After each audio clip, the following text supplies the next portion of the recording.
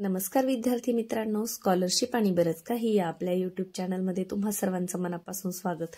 आज आपण इयत्ता 3री साठी मंथनची सराव प्रश्नपत्रिका सोडवणार आहोत।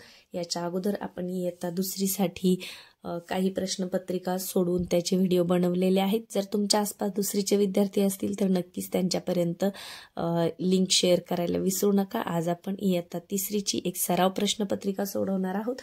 तर 2रीला एकच पेपर असतो, पहिली 2रीला, परंतु इयत्ता 3री मध्ये मात्र प्राज्ञाशोधचे 2 पेपर असतात। भाषा आणि म्हणजे मराठी आणि गणितचा पेपर क्रमांक 1 आणि पेपर दुसरा असतो तो म्हणजे इंग्रजी आणि बुद्धिमत्ता चाचणी। तर पहिल्या पेपरमध्ये मराठीचे 25 प्रश्न आणि गणितचे 50 प्रश्न असे 75 प्रश्न 150 गुणांसाठी। दुसऱ्या पेपरमध्ये सुद्धा इंग्रजीचे 25 प्रश्न आणि बुद्धिमत्तेचे 50 प्रश्न असे 75 प्रश्न असतात 150 गुणांसाठी। म्हणजे एका प्रश्नासाठी तुम्हाला 2 मार्क्स मिळणार आहेत, तुमचे 2 पेपर असणार आहेत। तर आपण आज एक सराव प्रश्नपत्रिका सोडून पाहूया।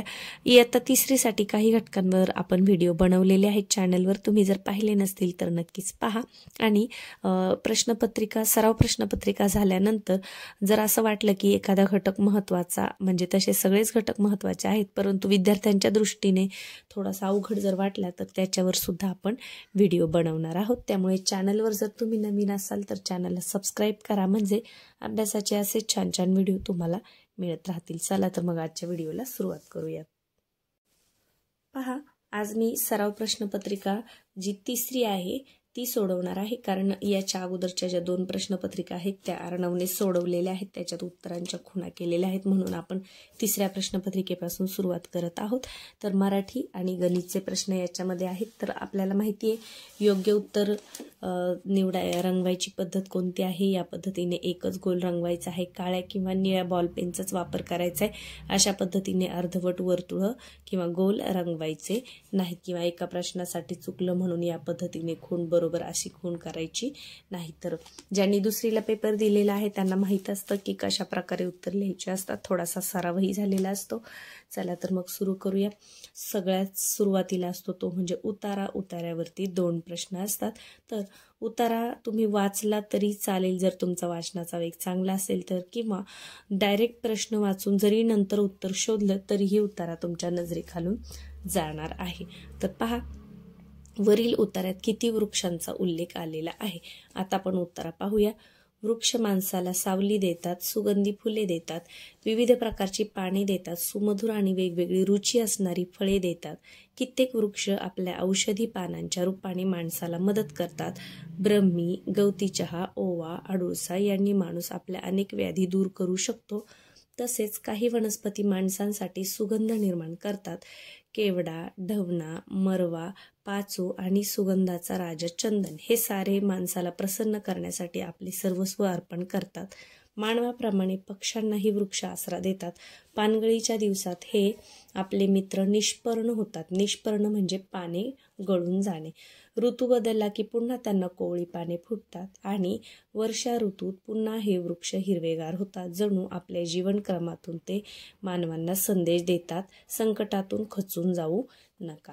आता आपल्याला काय करायचे, जेवढ्याही वृक्षांची म्हणजे झाडांची नावं आलेली आहेत ती मोजायची आहेत। पहा, कित्येक वृक्षापासून पुढे सुरू करूया।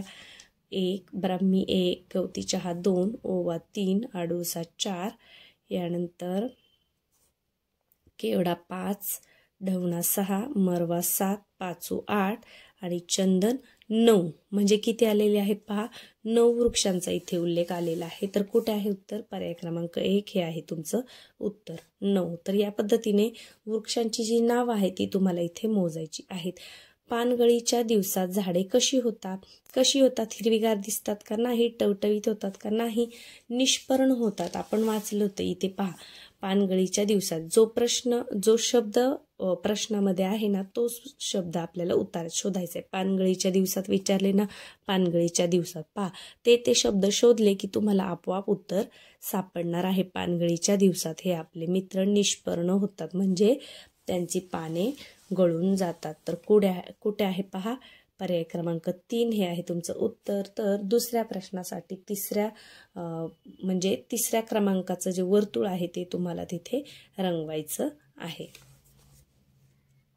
आता पुढे कविता दिलेली आहे। कवितेवर कवितेवर आधारित 2 प्रश्न असतात. पहा, फुलावर हळूच बसून मध पितेस भराभरा, गुंग गुंग करून मिरवते बागेमध्ये भारी तोरा. आता पहिल्या कडव्यावरून काय कळते की कवितेमध्ये मधमाशीचा उल्लेख आलेला आहे.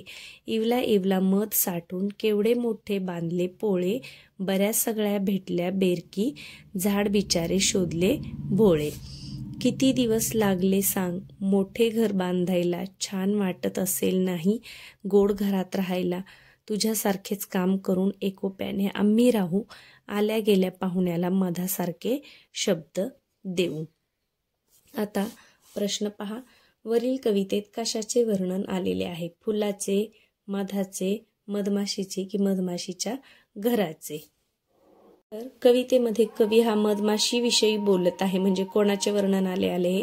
मधमाशीचे वर्णन आलेले आहे. पर्याय क्रमांक 3 हे आहे तुमचं उत्तर. तर प्रश्न क्रमांक 3 साठी 3 नंबरचं जे वर्तुळ आहे, जो गोल आहे, तो तुम्ही तिथे रंगवायचा आहे.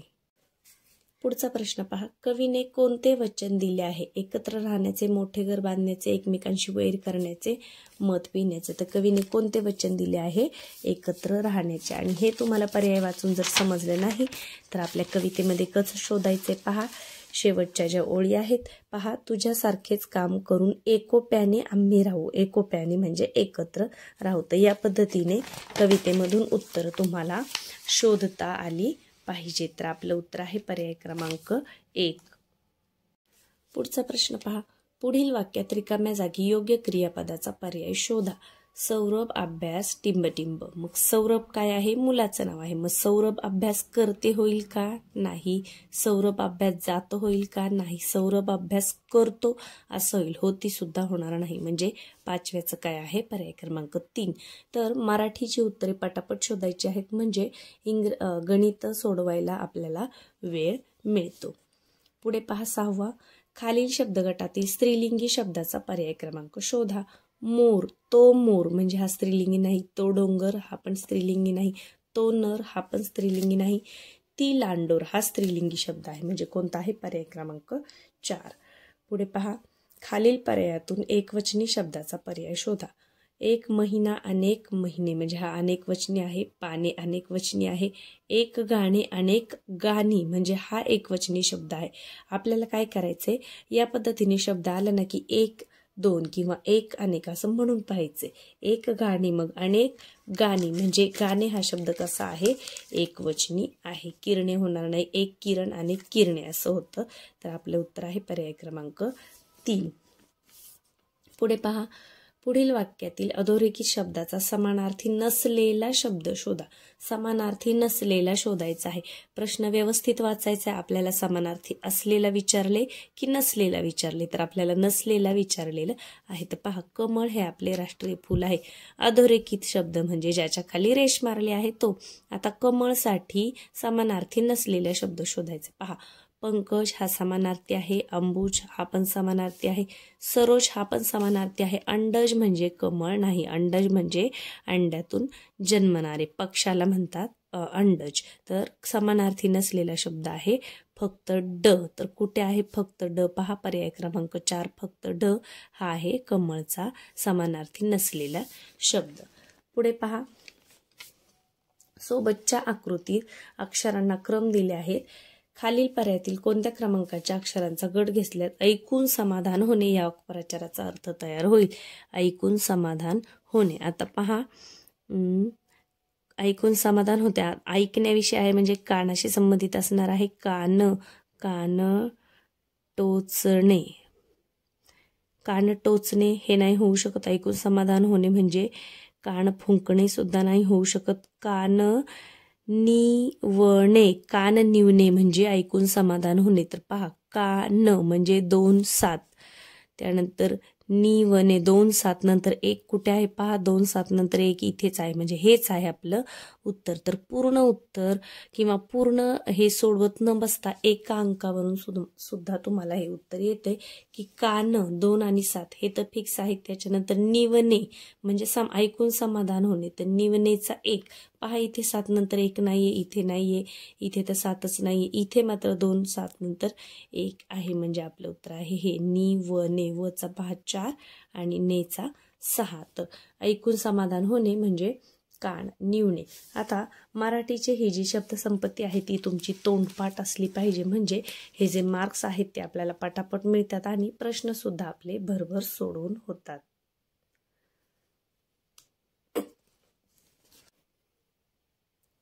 पहा, पुढील म्हणीचा योग्य अर्थ दर्शवणाऱ्या शब्दसमूहाचा क्रमांक शोधा.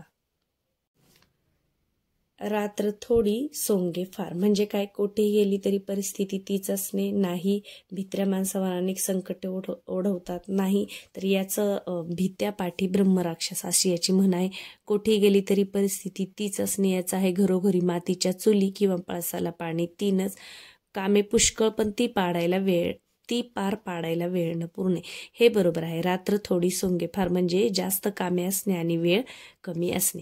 आपल्या योग्यतेस न शोभेल असे वर्तन करणे हे येणार नाही. तर आपलं उत्तर आहे पर्याय क्रमांक 4.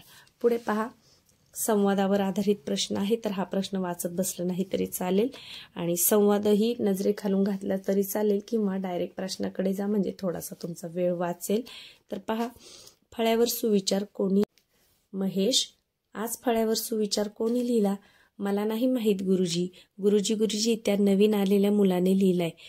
कोण रे तो? दिनेश जवळ बसलेला. होय गुरुजी. नाव काय रे तुझं? रमेश. तू लिहिलाय का रे हा सुविचार? होय गुरुजी, मी लिहिलाय तो सुविचार. या सुविचाराचा अर्थ सांगू शकशील का? सज्जनांच्या सहवासामुळे चांगले विचार ऐकायला मिळतात. वा, फारच छान. आता आपल्याला काय समजतंय? सुविचार कोणी लिहिलाय?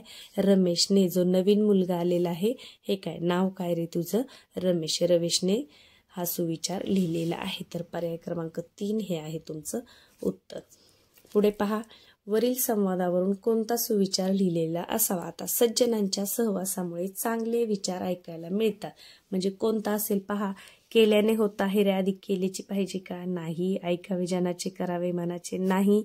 विचार हे तलवारीपेक्षा बलवान असतात? हे सुद्धा नाही. सुसंगती सदा घडो सुजन वाक्य कानी पडो. पहा, सुसंगती सदा घडो म्हणजे सज्जनांच्या सहवासामुळे चांगले विचार ऐकायला मिळतात. सुजन वाक्य कानी पडो म्हणजे चांगले विचार ऐकायला मिळणे. तर पर्याय क्रमांक 2 हे आहे तुमचं उत्तर. पुढे पहा, खालील वाक्यातून शुद्ध शब्दाचा पर्याय शोधा. अजय दररोज व्यायाम करती आहे का? करती होईल का? नाही. अजय दररोज व्यायाम करतो हे आहे का? बरोबर. व्यायाम लिहिले. पहा, इथे व्यायाम नाही लिहिले. अजय दररोज व्यायाम करतो. दररोज लिहिले. अजय दररोज व्यायाम करतो म्हणजे योग्य पद्धतीने कुठे लिहिलेलं आहे? पर्याय क्रमांक 4 मध्ये. कधी कधी काय होतं, आपण घाईमध्ये वाचताना असं वाचून जातो, अजय दररोज व्यायाम करतो, अजय दररोज व्यायाम करतो. आता इथे व्यायाम न लिहिता यायाम असं लिहिलेलं आहे, त्याच्यामुळे व्यवस्थित वाचायचं आहे. याचं उत्तर आहे पर्याय क्रमांक 4. पुढे पहा, पुढील वाक्यात कोणते विरामचिन्ह वापराल? किती सुंदर बाग आहे ही. आता कोणते वापराल? किती सुंदर बाग आहे ही.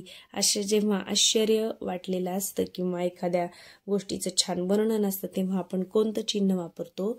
उद्गारवाचक चिन्ह वापरतो. प्रश्नचिन्ह स्वल्पविराम येईल का? नाही. पूर्णविराम सुद्धा नाही. ही सुंदर बाग आहे असं असतं तर मग पूर्णविराम आला असता. पण किती सुंदर आहे, अरे बापरे, असं जेव्हा वाक्य येतात तेव्हा तिथे उद्गारवाचक चिन्ह द्यावं लागतं. तर आपलं उत्तर आहे पर्याय क्रमांक 3. पुढे पहा, रिकाम्या जागी योग्य शब्द निवडून सुसंगत वाक्यांचा परिच्छेद तयार करा. सुसंगत वाक्यांचा परिच्छेद करताना जी वाक्य असतात 2 ती एकमेकांवर अवलंबून असतात, त्यामुळे उत्तर लगेच निवडायची घाई करायची नाही. दोन्ही वाक्य आपल्याला वाचायची आहेत. वसंत ऋतूत टिंबटिंब आवाज आपले लक्ष वेधून घेतो. पहा, काव काव म्याव म्याव चिव चिव कुहू कुहू. लगेच जाऊ नका, पुढचं वाचा. 16. टिंबटिंब या मधुर आवाजामुळे कोणालाही त्याचा रंग खटकत नाही. पुढे, या पक्षाच्या मादीला टिंबटिंब म्हणतात. आता काय समजतंय आपल्याला की मधुर आवाज कोणाचा असतो? पोपटाचा, कबुतराचा, कावळ्याचा की कोकिळेचा? कोकिळेचा असतो म्हणजे पर्याय क्रमांक 16चं उत्तर आहे 2. मग वसंत ऋतूत कोणता आवाज आपलं लक्ष वेधून घेतो? तो कोकिळेची काय असते? कुहू कुहू म्हणजे 15व्याचं उत्तर आहे पर्याय क्रमांक 4. आणि या पक्षाच्या मादीला टिंबटिंब म्हणतात तर कोकिळेच्या मादीला कोकिळा असे म्हणतात. तर किती येईल? पर्याय क्रमांक 3 हे आहे उत्तर. तर 3 वाक्य आहेत ती एकमेकांवर अवलंबून असतात, त्यामुळे पहिलं वाक्य वाचलं की लगेचच उत्तर निवडायचं नाही, खालची सुद्धा वाक्य पाहायची आहेत, म्हणजे कशाविषयी माहिती आलेली आहे हे आपल्याला कळतं. यालाच म्हणतात सुसंगत वाक्यांचा परिच्छेद. पुढे जाऊया. खालील शब्दाला जोड शब्द म्हणून जुळणाऱ्या शब्दाचा पर्याय शोधा. ताळ. ताळ खेळ होतो का? नाही. ताळवेळ नाही. ताळमेळ हा बरोबर आहे. ताळभेळ असा जोड शब्द नसतो. तो ताळमेळ, एखाद्या गोष्टीचा ताळमेळ, बसणे किंवा बसवणे म्हणजे जोड शब्द कोणता आहे? ताळमेळ. पर्याय क्रमांक 3. पुढे पहा. प्रल्हाद केशव अत्रे यांचे टोपण नाव काय? काय आहे प्रल्हाद केशव अत्रेंचं? कुसुमाग्रज, केशवसूत, बालकवी की केशव कुमार? तर केशव कुमार. हे लक्षात कसं ठेवायचं? बऱ्याच वेळा मुलांचं केशवसूत आणि केशव कुमार याच्यामध्ये थोडंसं म्हणजे कन्फ्युजन होतं. तर प्रल्हाद कोणाचं नाव आहे? मुलाचं, आणि कुमार म्हणजे कोण? मुलगा असतं. याच्यावरून तुम्ही लक्षात ठेवू शकता की कुमार आलं ना म्हणजे मुलाचं नाव विचारले, मग तिथे प्रल्हाद केशव अत्रे म्हणजे के अत्रे हे तुम्हाला निवडायचं आहे. ते या पद्धतीने लक्षात ठेवा. आणि केशवसूत कोण आहेत? कृष्णाजी केशव दामले. यानंतर बालकवी कोण आहेत? त्र्यंबक बापूजी ठोंबरे. पुढे पहा. शेजारील आकृतीत रिकाम्या चौकटीत कोणते अक्षर वापरल्यास दिलेले 4ही शब्द अर्थपूर्ण होतील? से व न होईल का? मग उदन नाही होत. मग दुसरं पहा, से व र होते का? नाही होत. क लावून पहा. एक एक पर्याय ठेवून पाहायचा आहे पटापट. से व क होतंय. उदक म्हणजे पाणी होतंय. जनक म्हणजे जन्म देणारा होते. कनक म्हणजे सोने होते. तर योग्य अक्षर कोणतं आहे? पर्याय क्रमांक 3. पुढे पहा. वर्णमालेनुसार पुढील शब्दांचा क्रम लावल्यावर शेवटचा शब्द कोणता येईल? आता वर्णमालेनुसार म्हणजे बाराखडीप्रमाणे किंवा अ आई प्रमाणे, जी मूळाक्षर आहे आपली त्याच्याप्रमाणे. तर पहा, अचा शब्द पहिला येईल, नंतर अ आ इ ई उ ऊ ए ऐ ओ औ असं म्हणून पाहायचे. मग क ख ग घ च छ ज म्हणजे हा दुसरा येईल. ट ठ ड ढ न त थ द ध न प फ ब भ म आणि नंतर य र ल व नंतर येईल, म्हणजे शेवटचा शब्द कोणता येईल? विमान. वचा शब्द शेवटचा येईल. पर्याय क्रमांक 2. साखर भात या शब्दातील अक्षरापासून खालीलपैकी कोणता शब्द तयार होणार नाही? भात होतोय. भारत हा सुद्धा होतोय. भाकर हा होतोय का? इथे क नाहीये, त्यामुळे भाकर हा शब्द तयार होणार नाही. पर्याय क्रमांक 3. पहा, इथे क आहे आणि इथे तुम्हाला कुठेच क दिसत नाहीये. पुढे पहा. खालील पर्यायातून पुढील शब्दासाठी योग्य समूहदर्शक शब्द ओळखा. वेलींचा संच असतो का? नाही. संच उपकरणांचा असतो. पाठ्यपुस्तकांचा असतो. पुंज असतो का? नाही. तारकांचा पुंज असतो. पुंजका असतो का? नाही. ताऱ्यांचा पुंजका असतो. कुंज असतो का? होय. वेलींचा काय असतो? कुंज. वेलींचा कुंज. पर्याय क्रमांक 4. हत्तीच्या घराला काय म्हणतात? तबेला. नाही. तबेला घोड्याचा असतो. अंबारखाना म्हणतात हत्तीच्या घराला.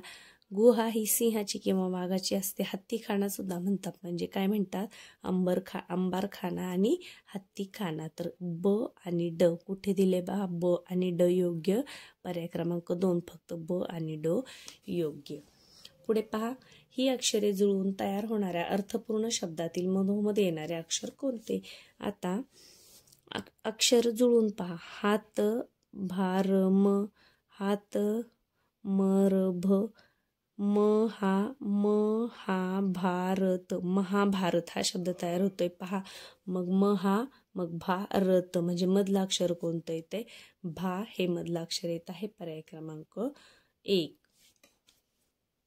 आता गणितचा विभाग सुरू झालेला आहे आणि आपल्याला काम करावं लागणार आहे. तर पहा, मराठीचे प्रश्न आपण पटापट सोडवायचे. त्याच्यासाठी शब्दसंपत्ती अगदी चांगली पाठ करा, म्हणजे मराठीचे प्रश्न सोडून जास्तीचा जो वेळ उरतो तो आपल्याला गणित सोडवायला उपयोगी येतो. आणि एक प्रश्न झाल्यानंतर अजिबात थांबायचं नाही, लगेच पुढचा प्रश्न सोडवायला घ्यायचा आहे. आणि प्रश्नाचं उत्तर सापडल्यानंतर आपल्याला जी उत्तरपत्रिका दिलेली असते या पद्धतीनेही, तर याच्यावर बोट ठेवून बरोबर त्या क्रमांकाचं जो पर्याय आहे ते वर्तुळ आपण इथे बरोबर रंगवायचं आहे. ते याप्रमाणे वर्तुळ रंगवताना अजिबात बाहेर नाही गेले पाहिजे. मी दुसरीचा जो व्हिडिओ केला होता त्याच्यामध्ये या पद्धतीने दुसरीच्या मुलांना हे जे वर्तुळ आहे ते रंगवून दाखवलेले आहे. तुम्ही सुद्धा तो पाहू शकता. तुम्हाला त्याचा नक्कीच फायदा होईल. पहा, एका संख्येला 8ने भागले तेव्हा भागाकार 8 आला व बाकी 6 उरली तर ती संख्या कोणती? आता असं जेव्हा दिलं जातं तेव्हा हे जे ऑप्शन आहेत यांना तुम्हाला 8ने भागून पाहावं लागेल. तर आता सुरुवातीला पहिलं ऑप्शन घेऊया आपण 70. तर पहा 70ला पहिल्या पर्यायाला 8ने भागून पाहू. 8 8 64 64 आणि 6 70 म्हणजे 6 उरते. तर आपल्याला काय दिले तेच दिलेले आहे की बाकी किती उरायला पाहिजे? 6 उरायला हवे. म्हणजे 70ला जर आपण 8ने भागले तर भागाकार 8 येतो आणि बाकी 6 उरते. तर पहिल्याच पर्यायाला आपलं उत्तर आपलं बरोबर आलेलं आहे. तर बाकीचे पर्याय तिथे पडताळत बसायचं नाही. पहिले जर बरोबर नाही आलं तर मग तुम्ही दुसऱ्या पर्यायाकडे जा. पुढे पहा 250 हे अंक एक एकदा घेऊन मिळणारी 3 अंकी लहानात लहान संख्या कोणती? आता लहानात लहान संख्या बनवताना छोटा अंक घ्यावा लागतो आणि जर 0 असेल तर तो 2 नंबरला घ्यावा लागतो. आणि या प्रश्नामध्ये जर तुम्ही ऑप्शनचं जरी निरीक्षण केलं हे जे पर्याय आहेत त्याचं तरी तुम्हाला समजणार आहे. पहा 202 येणार नाही कारण याच्यात 2 वेळा नाहीये. 200 येणार नाही कारण 5चा वापर नाही. 250 आणि 205 आणि 250 मोठी होईल. लहानात लहान संख्या कोणती होईल? 205. म्हणजे लहान संख्या तयार करताना जो लहान अंक आहे तो सुरुवातीला लिहावा लागतो. त्याच्यानंतर जर अंकांमध्ये दिलेले 0 असेल तर मग तो आपल्याला दुसऱ्या क्रमांकावर घ्यावा लागतो आणि मग उरलेले अंक चढत्या क्रमाने आपल्याला मांडावे लागतात. तर पर्यायाचं निरीक्षण करून सुद्धा तुम्हाला हे उत्तर मिळू शकतं. पर्याय क्रमांक 4. पुढे जाऊयात. पहा 40 दशक रिकामी चौकट 7 शतक तर रिकाम्या चौकटीत योग्य चिन्ह. आता 40 दशक म्हटलंय ना मग 40 वर दशकचा 1 0 लिहा आणि 7 काय म्हटलंय 7 शतक म्हटले ना तर 7 वर शतक म्हणजे 100चे 2 शून्य मांडा. 40 दशक म्हटले म्हणून 40 वर दशकचा 1 शून्य दिला 10चा. 7 शतक म्हटले म्हणून 7 वर 2 शून्य देऊन टाकले. आता 400 आणि 700 मध्ये कोण मोठा आहे? तर 700 मोठे आहेत. म्हणजे हे चिन्ह येणार आहे पर्याय क्रमांक 3. पुढे पहा 3 अंकी सर्वात मोठ्या समसंख्येतून 2 अंकी सर्वात लहान विषम संख्या वजा केल्यास उत्तर किती येईल? आता पहा 3 अंकी सर्वात मोठी संख्या 3 अंकी मोठ्यात मोठी संख्या किती आहे? 999. म्हणजे 9 ही 1 अंकी मोठी, 99 ही 2 अंकी मोठी, 999 ही 3 अंकी मोठी. मग आपल्याला 999 न लिहिता समसंख्या विचारली ना मग 9 मधला 1 कमी करा 8 ही झाली समसंख्या. मोठ्यात मोठी 3 अंकी समसंख्या. आणि पुढे काय म्हटले की त्याच्यातून 2 अंकी लहान विषम संख्या. आता सर्वात लहान 2 अंकी संख्या आहे 10 पण 10 ही विषम आहे का नाही? 10 सम आहे. मग याच्या पुढचं घ्यावं लागेल म्हणजे कोणती येईल? 11. तर आपल्याला काय विचारले की ह्यांची वजाबाकी किती येईल? तर पहा 8तून 1 गेले 7, 9तून 1 गेला 8 आणि 9शी 9 म्हणजे 987. कुठे आहे आपलं उत्तर? पहिल्याच क्रमांकाला आपलं उत्तर आपल्याला सापडलेलं आहे. पर्याय क्रमांक 1. कसं केलं? मोठ्यात मोठी 3 अंकी संख्या 999 आहे परंतु आपल्याला सम विचारले ना म्हणून आपण इथे 9 मधला 1 कमी केला आणि 8 घेतला. आणि लहानात लहान 2 अंकी संख्या कोणती आहे? 10 आहे परंतु ती सम आहे आणि आपल्याला विषम घ्यायला सांगितले म्हणून आपण याच्यामध्ये पुढची संख्या घेतली 11 घेतली आणि त्यांची वजाबाकी केली. पुढे पाहूयात 4 मीटर 4 सेंटीमीटर म्हणजे किती सेंटीमीटर? आता 1 मीटर म्हणजे 100 सेंटीमीटर. मग 4 मीटर आणि 4 सेंटीमीटर म्हणजे 404 सेंटीमीटर. कुठे आहे पहा? 404 सेंटीमीटर इथे आहे. पर्याय क्रमांक 3 हे आहे तुमचं उत्तर. तोंडी सुद्धा इथे लिहत बसायची गरज नाही. तर 1 मीटर बरोबर 100 सेंटीमीटर. 4 मीटरचे 400 झाले आणि त्याच्यामध्ये अजून 4 सेंटीमीटर मिळवले म्हणजे 404 सेंटीमीटर. पर्याय क्रमांक 3.